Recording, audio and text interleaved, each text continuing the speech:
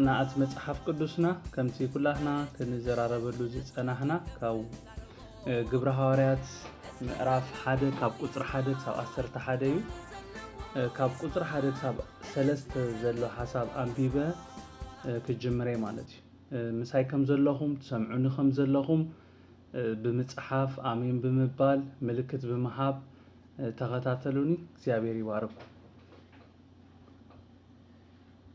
ከምዚ ብል ካብ ቁጽሪ 1 ክሳብ 3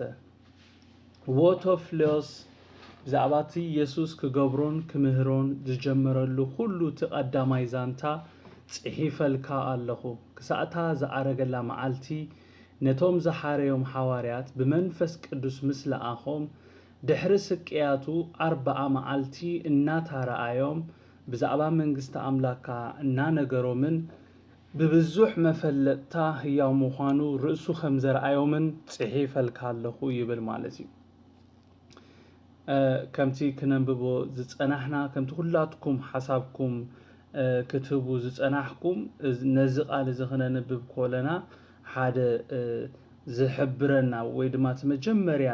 እንረኽቦ መልእኽቲ እንታይ እንድሕር ኢልና ናይዚ ናይ ግብረ ሐዋርያት ጸሓፊ እንደገና እቲ ናይ ወንጌል ሉቃስ ጸሓፊስ ባዕሉ ሉቃስ ከም ዝኾነ ኢና ካብዚ ቃል ብምብጋስ ክንርዳእ ንኽእል ማለት እዩ ሉቃስ ጽሑፉ ክጅምር ከሎ እንታይ ኢሉ ጀሚሩ ዎቶፍሎስ ብዛዕባቲ ኢየሱስ ክገብሮን ክምህሮን ዝጀመረሉ ኩሉ ተቀዳማይ ዛንታ ጽሒፈልካ ኣለኹ ኢሉ ይጀሚሩ ኩላትና ተቀዳማይ ዛንታ ጽሒፈልካ ኣለኹ ትብል ቃል ነስምረላ ብፍላይ ጽሒፈልካ ትብል ቃል እታ ጽሒፈልካ ኣለኹ ትብል ቃል ጸሓፊ ናይዚ መጽሓፍ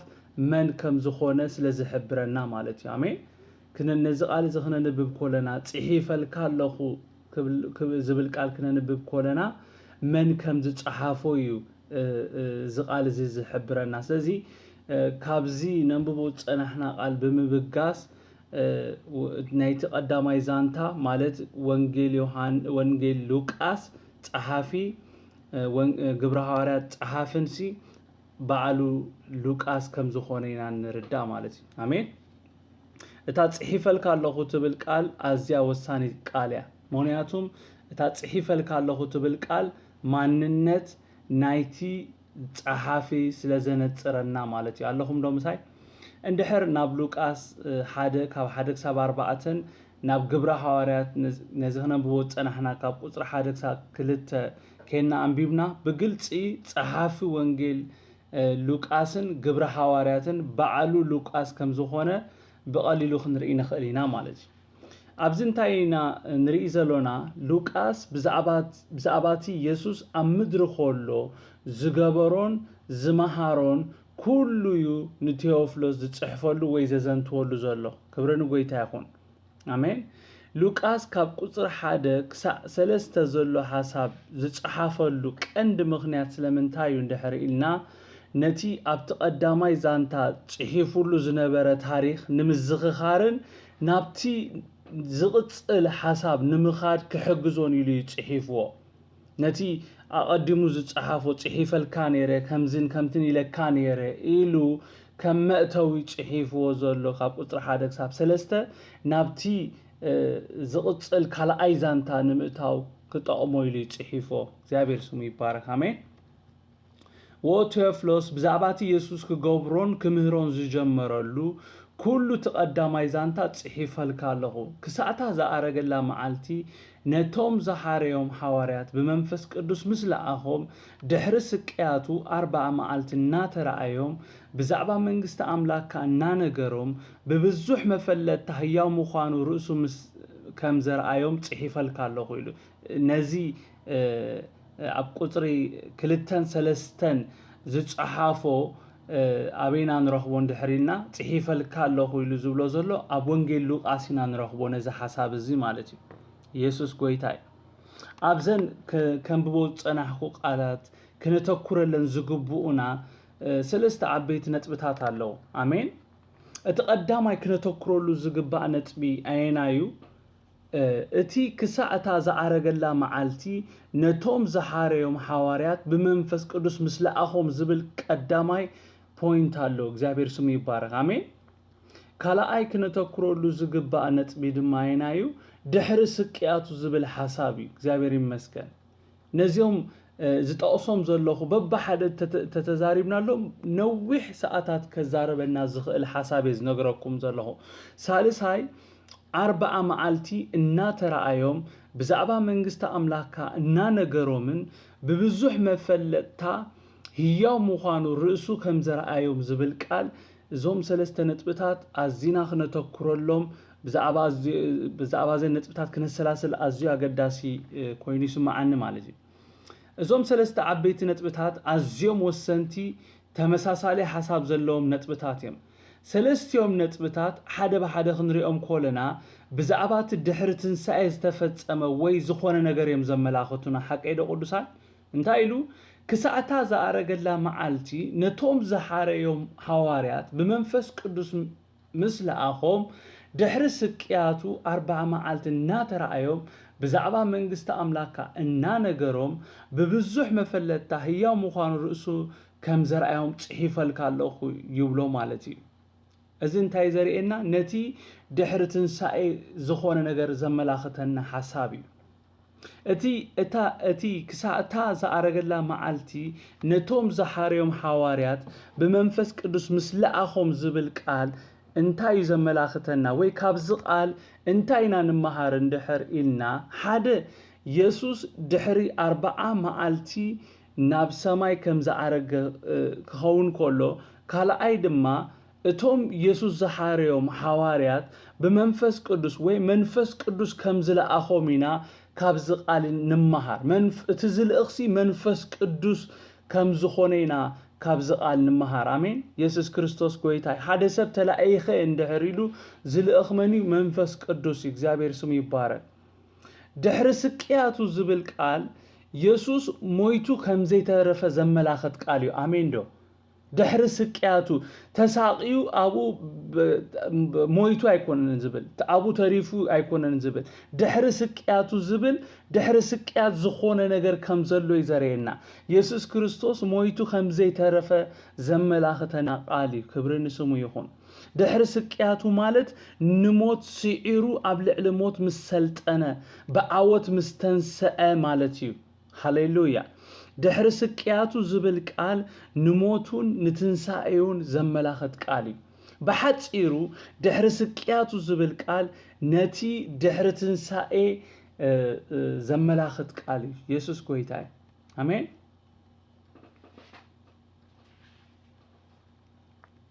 ኢየሱስ ክሳዕታ ዝኣረገላ መዓልቲ ማለት ን40 መዓልቲ እንታይ ዝገብር ነይሩ እንድሕር ኢልና ነቶም ክሳብ መወዳእታ ዝሰዓብዎ ደቀ መዛሙርቱ ነቶም እምነቶም ዝደኸሙ ነቶም ንድሕሪ ዝተመልሱ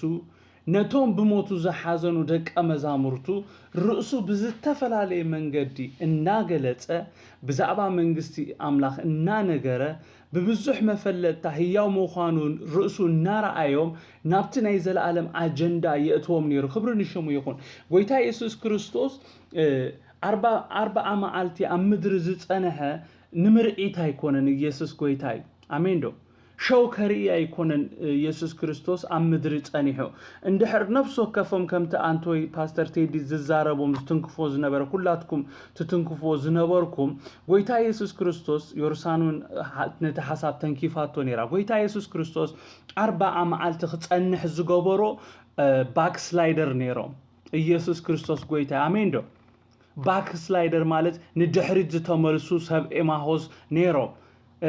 በዓል ፒተር بእምነቶም ከተሩ ነይሮም ኣብ ዓብ ፍርሕ ነይሮም ደቀ መዛሙርቲ ብዙሓት በቃ ኣብ ይጠራጠሩ ነይሮም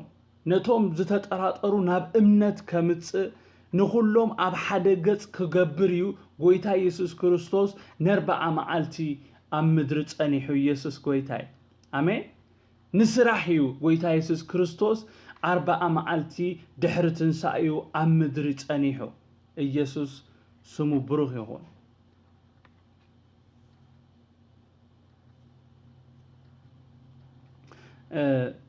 ብጣዕሚ ደስ ዝበለኒ ቃል ናይ ቃል እዩ ብብዙሕ መፈለጥታ ዝብል ቃል ብጣዕሚ ደስ ይሉኒ እዚ ብብዙሕ መፈለጥታ ዝብል ቃል በቃ ክትክሕዶ ዘይትኽእል ነገር ማለት እዩ አሜን እዚ ንዓና መፈለጥታ ዝብል ቃል ከምዚ ሳይን ክመስለና ይኽእል ምልክት ክመስለና ይኽእል ኖ እታ ትክክለኛ ኦሪጂናል ትርጉሙ ብብዙሕ መፈለጥታ ማለት ክትክሕዶ ክክሓድ ዘይክእል ክክሕድዎ ብዘይክእሉ መንገዲ ማለት እዩ ኢየሱስ ክርስቶስ ጎይታ ኢየሱስ ክርስቶስ አሉ ክብልዎ ዘይክእል ነገር እዩ ገይሩ ኣብተን 40 መዓልቲ ኢየሱስ ጎይታ ስለዚኦም ከሐዋርያት ጸኒዖም እግዚአብሔር ስሙ ይባረክ በብዙሕ መፈለጥታ ማለት እንታይ ማለት እዩ ክክሕድዎ ብዘይክእሉ መንገዲ ማለት እዩ ኢየሱስ ኣብዘን 40 መዓልቲ ማለት ድሕሪ ትንሳኤዩ ብጀካ ነቶም ደቀ መዛሙርቱ ንማንም ርእሱ አይገለጸን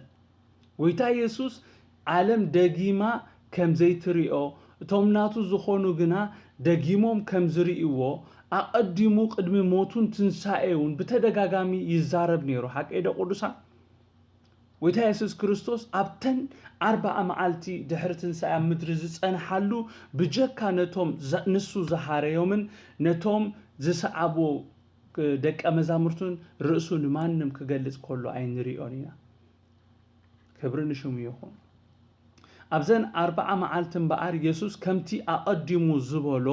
ርእሱ ብጀካ ነቶም ናቱ ሰዓብቲ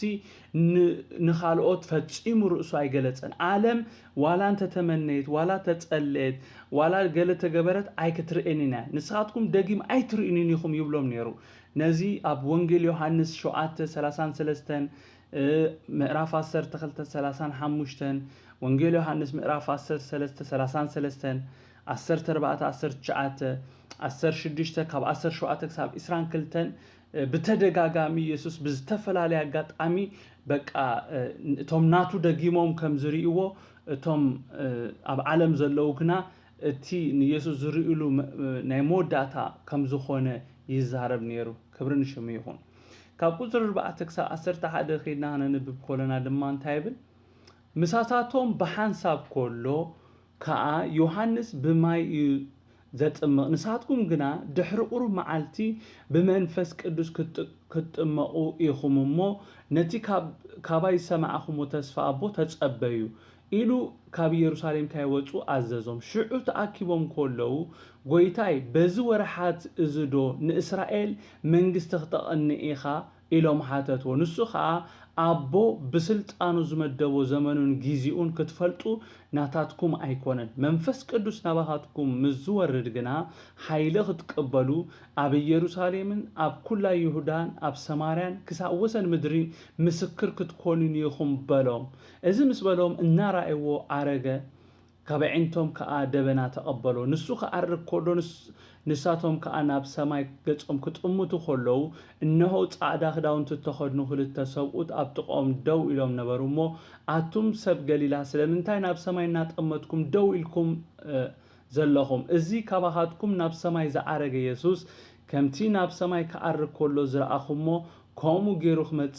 ክመጽእ በልዎም ይብለና ኢየሱስ ጎይታይ እዚ ተስፋና ነዚ ኣብ ቁጥሪ 4:5 ዘሎ ሓሳብ ናብ ሉቃስ 24 ካብ 49 ክሳብ 53 ከይድና እንድሕር አንቢብናዮ ኣብኡ ብሰፊሑ ተጻሒፉልና ኣሎ ኢየሱስ ጎይታይ እንታይ ይብልሲ እነሆ ኣነ ተስፋ ኣቦይ ክሰደልኩም ንስኻትኩም ግና ካብ ላዕሊ ኃይሊ ክሳዕ ትለብሱ ኣብ ከተማ ኢየሩሳሌም ጽንሑ በሎም ንወጻኢ ድማ ክሳዕ ቢታንያ ወሰዶም ኢዱ አልዒሉን ባረኾም ኮነ ድማ ክባረኾም ኮሎ ካባታቶም ተፈለየ ናብ ሰማይውን አረገ ንሳቶም ከዓ ሰገዱሉ ብብዙሕ ሓጎሱን ናብ ኢየሩሳሌም ተመልሱ ንኣምላኽ እናወደሱን እናመስገኑን ከዓ ኩልሳ ኣብ ቤት መቅደስ ይነብሩ ነበሩ ይብለና ኢየሱስ ጎይታይ ሉቃስ እምበኣር ነዚ ኣብ ወንጌል ሉቃስ ዝጀመሮ ሓሳብ እዩ ኣብ ግብሪ ሐዋርያት ክቕጽሎ ንሪኦ ዘለና ካብ ቁጥሪ 1 ክሳብ ቁጥሪ 5 እምበኣር ነቲ ኣቐዲሙ ኣብ ወንጌል ሉቃስ ዝጸሓፎ እዩ ከም መዘኻኸርን ከም ናብቲ ዝቕጽል መልእኽቲ መሰጋገርን ክጥቀመሉ ኢሉ ጽሒፍዎ ኣብ ቁጥሪ 6 ደቀ መዛሙርቱ ንጎይታ እንታይ ኢሎም ሓቲቶሞ ጎይታይ በዚ ወርሓት እዚ ዶ ንእስራኤል መንግስቲ ከተቐንዕ ኢኻ ኢሎም ክሓትዎ ከለዉ ንርኢ። ነዛ ሕቶ እዚኣ ካብታ ኢየሱስ ክርስቶስ ኣቦ ብስልጣኑ ዝመደቦ ዘመኑን ጊዜኡን ክትፈልጡ ናታትኩም ኣይኮነን ኢሉ ዝመለሰሉ ሰዓት ጀሚሮም ነዛ ሕቶ እዚኣ ክሓትዋ ንርኢና። ነዛ ሕቶ እዚኣ ኣብዚኦም ንመወዳእታ ጊዜ ሓቲቶሞ ኢየሱስ ክርስቶስ ጎይታ እዩ። ምክንያቱም ጎይታ ኢየሱስ ክርስቶስ ዘየዳግም መልሲ ሂብዎም ኣቦ ብስልጣኑ ዝመደቦ ዘመኑን ጊዜኡን ክትፈልጡ ናታትኩም ኣይኮነን። ኣሜን። ደቀ መዛሙርቱ ቅድሚ ምማቱ ኮነ ድሕሪ ትንሳኤኡ ኣብ ኣእምሮኦም ዝነበረ ወይ ብልቦም ዝሓስቦ ዝነበረ ንሱ ስለ ዝኾነ ንጎይታ ኢየሱስ ክርስቶስ በዚ ወርሓት እዚ ዶ ንእስራኤል መንግስቲ ክተቐንዕ ኢኻ ኢሎም ሓቲቶሞ ሓሞም ቀልቦምን ምድራዊ ነገር ስለ ዝነበረ በቃ ኢየሱስ ክርስቶስ በቃ ንሱ ንጉስ ክኸውን ንሳቶም ድማ ኦፊሻል ናይቲ ንጉስ ወይ ድማ መሳፍንቲ ክኾኑ እቲ ሓሳባቶም ኣብ ልቦም ነይሩ። በቃ ንመንግስቲ ሮማ ፀሪጉ ኣውፅኡ መንግስቲ እስራኤል ከقውም ከምኡ ሓሳባቶም ነይሩ። ክሳዕ በቃ ሞይቱ ዝትንስእ ክሳዕ ኢየሱስ ክርስቶስ ኣቦ ብስልጣኑ ዝመደቦ ዘመኑን ጊዜኡን ክትፈልጡ ናታትኩም ኣይኮነን ኢሉ ዝምልሰሎም በቃ ኣእምሮኦም ኩሉ እንትንኦም እዚ ነገር ዝተቆፃፂርዎ ከም ዘነበረ ኢና ንርኢ ማለት እዩ። ኢየሱስ ግን ነዚ ሓሳብ ጨሪሱ ካብ ውሽጦም ከውፅኦ ስለ ዝደለ እንታይ ኢልዎም ኣቦ ብስልጣኑ ዝመደቦ ዘመኑን ጊዜኡን ክትፈልጡ ናታትኩም ኣይኮነን፣ ሓደ ነገር ግን ፍለጡ መንፈስ ቅዱስ ናባኻትኩም ክወርድ እዩ፣ ሓይሊ ክትቅበሉ ኢኹም፣ ሽዑ ኣብ ኢየሩሳሌምን ኣብ ኩላ ይሁዳን ኣብ ሰማርያን ክሳዕ ወሰን ምድሪ እንታይ ክትኮኑን ኢኹም ኢሎም ምስክር ክትኮኑን ኢኹም ኢሎም ክትፈልጥዎ ዘድልየኩም ሓይሊ ክመጽዩ እቲ ሓይሊ ኣብ ውሽጥኹም ከኣትዩ ካብዚ ሓይሊ ዝተለዓለ በቃ እቲ ዝረኣኹሞ ክትምስክሩ ኢኹም ኣብ ኢየሩሳሌም ክትምስክሩ ኢኹም ብዛዕባይ ኣብ ይሁዳ ክትምስክሩ ኢኹም ኣብ ሰማርያ ክትምስክሩ ኢኹም ክሳዕ ወሰን ምድሪ መሰኻኽር ክትኮኑን ኢኹም ኢሎም ኢየሱስ ጎይታ እዩ። ኣሜን።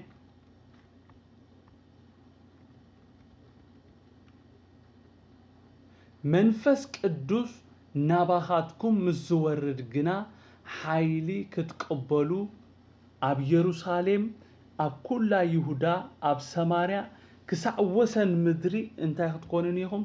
መሰኻኽር ክትኮኑን ኢኹም ናይ ዓይኒ መሰኻኽር ክትኮኑን ኢኹም። እዚ ሓይሊ እዚ ምስ መፀ ደው ዘብል ነገር ደው ዘብል ሓይሊ የለን። እዚ ሓይሊ እዚ ምስ መፀ ፍርሃት ክቅንጠጥ እዩ። እዚ ሓይሊ እዚ ምስ መፀ ትብዓት መንፈስ ትብዓት ክትምልኡ ኢኹም። እዚ ሓይሊ ምስ መፀ ክሳብ ሞት እሙናት ክትኮኑ ኢኹም። ኢየሱስ ክርስቶስ ጎይታ እዩ። ኣብዚ ዘመን ዘላ ቤተክርስትያን እዚ ሓይሊ እዚ ዘድልየና እግዚአብሔር ይመስገን። አሜን። ክብሪ ንሽሙ ይኹን። እዚ ሓይሊ እዚ ኣብዚ ጉባኤ ኣብዚ ንዘለና የድልየና እዩ። እግዚአብሔር ስሙ ይባረክ። ሓንሳብ ተመሊእኻዮ ስቕ ትብል ኣይኮነን። ትዝክሩ ኢኹም ክነጽንዖ ኾልና ክንበጽሖ ኢና ኣብ ምዕራፍ 4 እናጸለዩ ይብለና እቲ ዝነበርዎ ስፍራ ብመንፈስ ቅዱስ መልአ ይብለና። ኩላቶም ድማ በቃ ብትብዓት በቃ ብቦልድነስ ነቲ በቃ ክዛረቡ ጀሚሮም ይብለና። ስለዚህ እዚ መንፈስ እዚ ሓይሊ እዚ ንቤተ ክርስቲያን ኣዝዩ የድልዩ። ኤቭሪ ዴይ ነዚ መንፈስ እዚ ክንምላእ፣ ኤቭሪ ዴይ ነዚ ሓይሊ እዚ ክንስነቕ የድልየና ኢየሱስ ክርስቶስ ጎይታ እዩ።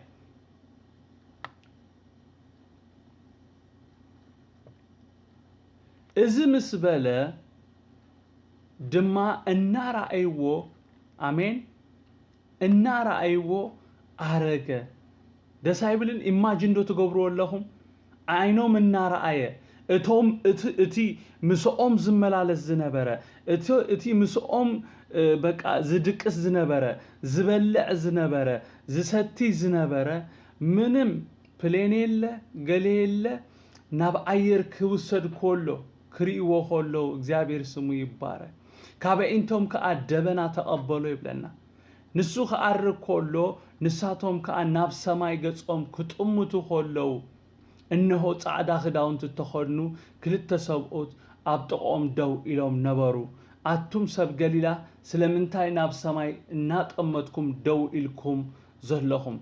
እዚ ካባኻትኩም ናብ ሰማይ ዝዓረገ ኢየሱስ ከምቲ ናብ ሰማይ ከዓርግ ከሎ ዝረአኹሞ ከምኡ ገይሩ ከዓ ክመጽእ በልዎ በቲ ዝኸዱ ኣይተርፍን እዩ ከምቲ ዝበለኩም ክኸይድ ስፍራ ከዳልወልኩም ዝበለ ስፍራ ከዳልወልኩም ዝኸይድ ስፍራ ኣዳልዩ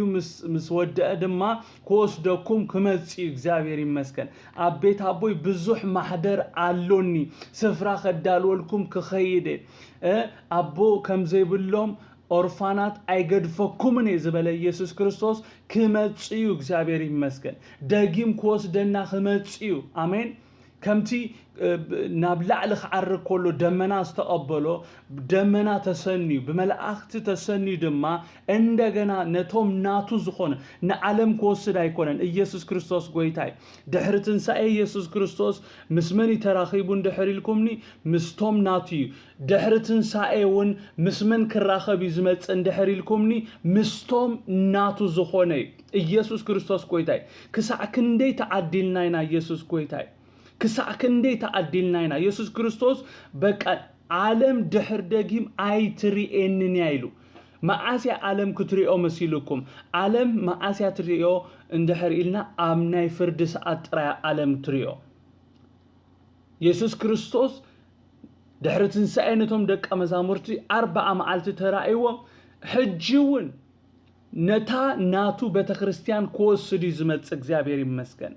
አሜን ዶ نعنا يزملسنا نعنا يزمتصالنا نحنا اينا ماراناتا نبلومبر عالم مغلاص خطري يخولا اب تاعتو يزطف ኢየሱስ ክርስቶስ ጎይታይ ምናልባት ሎም ማዓልቲ ህይወትና ዘይስተኻኸልና ሰባት እንደህራለና ምናልባት ከምቲ ኢየሱስ ክርስቶስ ዝደሌና ንነብር ዘይለና ሎሚ ህይወትና ነስተኻኸል ኢየሱስ ክርስቶስ ነታ አጣር ዘይብላ ቤተክርስቲያን በቃ ነቲ ኣብገጻ ምንም አጣር ዘይብላ ነታ ንጽሕቲ ቤተክርስቲያን ክወስድ ዝመጽእ ኢየሱስ ክርስቶስ ጎይታይ አሜን ስለምንታይ ኢየሱስ ክርስቶስ ዘይመጽእ እንድሕር ኢልና ታመርዓት ኣይተዳለወትን አብራኢ ግን እንታይ ዝብለና ታመርዓት በቃ ተዳልያ ናዓ ማራናታ ትብላላ ይዝብል ንሕና ግን ድልዋት ኣይኮናን ህይወትና ክንርኢ ኮለና እቲ ዘለናዮ ተጠላሊፍናሉ ዘለና ነገር እንድሕር ኢናዮ ድልዋት ዲና ኣይኮናን ንሱ ይዛረብ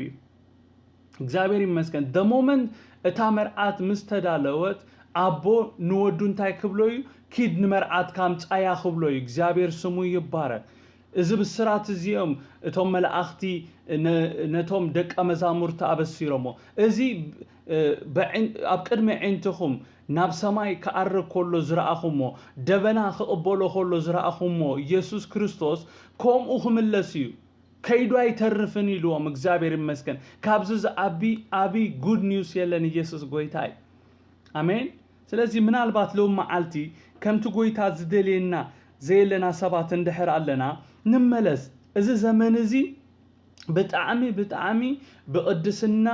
ክንመላለሰሉ ዝግባእ ዘመን እዚ ዘመን እዚ ፈሪሃ እግዚአብሔር ካብ ቤት እግዚአብሔር ዝወጻሉ ዘመን ስለዝኾነ ብፍርሃት ክንመላለሰሉ ዝግባአና ዘመን እግዚአብሔር ይመስገን አሜን እዚ ዘመን እዚ ካል እንጭክነሉ ዘመን ከምቲ አንቶይ ፓስተር ቴዲ ዝብሎ ዝነበረ ቤተክርስቲያን አላን የላን ዘጠራጥር ጉዳዩ ምክንያቱም ስለምንታይ እንደሕሪልና ጸልማት ይገዚኡ ዘሎ እቲ ብርሃን ኣብ ጸልማት የብርህ ጸልማት ግና ከሕዞ ኣይከኣለን ይዝብል ነገር ግን ሕጂ ግን ቤተክርስቲያን በቲ ጸልማት ተታሒዛላ ምክንያቱም እቲ ብርሃና ክወጽ ኣይከኣለን ብርሃን እንድሕር ወጽዩ ጸልማት ናይ ግድንዩ ስፍራ ንብርሃን ክለቅቅ ሓቀይዶ ቅዱሳኔ ኢየሱስ ክርስቶስ እንድሕር ክመጽእ ኮይኑ በታ ቤተክርስቲያን ታመርዓቱ መንገዲ ክትጸርግ ኣለዋ ኢየሱስ ክርስቶስ ጎይታይ ወንጌላት አጽኒዕና ኢና ወንጌል ማቴዎስ ጀሚርና ክሳዕ ወንጌል ዮሐንስ አጽኒዕና ኢና ዛንታታት ርኢና ኢና በቲ በሐዋርያ ዝተገብረ በኢየሱስ ክርስቶስ ተገብረ አንቢብና ያለና እዚ ሕጂ ነጽንዖ ዘለና አሃዱ ኢልና ጀሚርና ዘለና ግብሪ ሐዋርያት ግብሪ ናትና ኸውና አለው እናጽናዕናዮ እዚ ቃል እዚ ኣብ ህይወትና ኣብ ናብራና ስጋ ክለብስ ኣለዎ እግዚአብሔር ይመስገን ኣካል ክለብስ ኣለዎ ኢየሱስ ክርስቶስ ጎይታ እዩ ንስራሕ ነፍስ ወከፍና ክንትንስእ ይግባአና እዩ ግብረ ሐዋርያት እናጽናዕና ምድቃስ የለን ኢየሱስ ክርስቶስ ጎይታ እዩ ግብረ ሐዋርያት እናጽናዕና ኢየሱስ ክርስቶስ ተማልሎምን ንሱ ንዘለዓለም ያውዩ እናበልና ደቂስካ መሕዳር የለን ኢየሱስ ክርስቶስ ጎይታ እዩ አሜን ጎይታ ኢየሱስ ክርስቶስ ክመጽእ ግን ክመጽእ ኾሎ እንሓፍር እንሸፋፈን ሰባት ክንከውን የብልናን ትዝክሩ ዲኹም አዳምን ሔዋንን መዓስዮም ሓፊሮም ክሸፋፈኑ ጀሚሮም መዓስዮም ካብ እግዚአብሔር ክሕብኡ ጀሚሮም እንድሕር ኢልና ካብ ፍቃዱ ምስ ወጹ እዩ ሓቂዶ ቅዱሳን ብፕላን እግዚአብሔር አጀንዳ ናይ እግዚአብሔር ዘይሓዘ ሰብ ክፈርሕ ናይ ግድን እዩ ማራናታ ክብል ኣይክእልን እዩ ማራናታ ጎይታ ኢየሱስ ቶሎና ኣይብልን እዩ ቀልጢፍካና ኣይብልን እዩ ምክንያቱም እቲ ዘለዎ ኩነታት ስለ ዝፈልጥ እዩ ዘ ሞመንት ጎይት እግዚአብሔር ናብቲ ምስ አዳምን ሔዋንን ዝራኸበሉ ናብ ኤደን ገነት ምስ መጸ በቃ ድምጽ እግዚአብሔር ሰሚዑ አዳም ተሓቢኡ አዳም አቤለኻ ኢሉ ጸዊዕዎ ጎይታ ኢየሱስ ክርስቶስ ንነፍስ ወከፍና ከምዚ ዓይነት ድምጽ በቃ ንነፍስ ወከፍና አስማትና እናጸውዐ አበይ ኣለኻ ዝብል ኮይኑ ዝስምዓኒ ዘሎ ኣብዚ ዘመን እዚ አይመስለኩምን ቅዱሳን ሰለሞን አበይ ኣለኻ ምክንያቱም በቃ ብድኻምና ብገሌና ብዝተፈላለየ ነገር በቃ ካብቲ ናይ እግዚአብሔር ህልውና ካብቲ ኤደን ካብቲ መራኸቢና ስፍራ ጠፊና ስለዘለና ማለት እዩ ብስራሕ ዲዩ ብገለ ዲዩ በቃ ሕጂ እግዚአብሔር ጻውዒት ዝገብር ዘሎ ኢዮብ where are you ሰለሞን አቤለኻ ይዝብል ዘሎ እግዚአብሔር ስሙ ይባረክ ስለዚህ ሎም መዓልቲ እነኹ ንዓይለ አኸን ንበሎ ኣለሁ ጎይታይ በቃ እዚ ግብረ ሐዋርያት ክቅጽል እኮ ይዘለዎ ሉቃስ አይዓጸወን ነዚ ግብረ ሐዋርያት ቀጽሉ ኮይ ዝጽሐፍ ታሪክ ክህልወና ክእል ኣለዎ እግዚአብሔር ስሙ ይባረክ አሜን ጎይታ ብነገር ኩሉ ይባረኩም ጸጉኡ ይብዛሓልኩም ናይ ሎሚ መጽናዕትና ኣብዚኣ ጠጠው ከብለ ኔክስት ዊክ ነዚ ሓሳብ እዚ ክንቅጽሎ ኢና ኣዳውኩም አልዕሉሞ ጸሊና ክንውዲና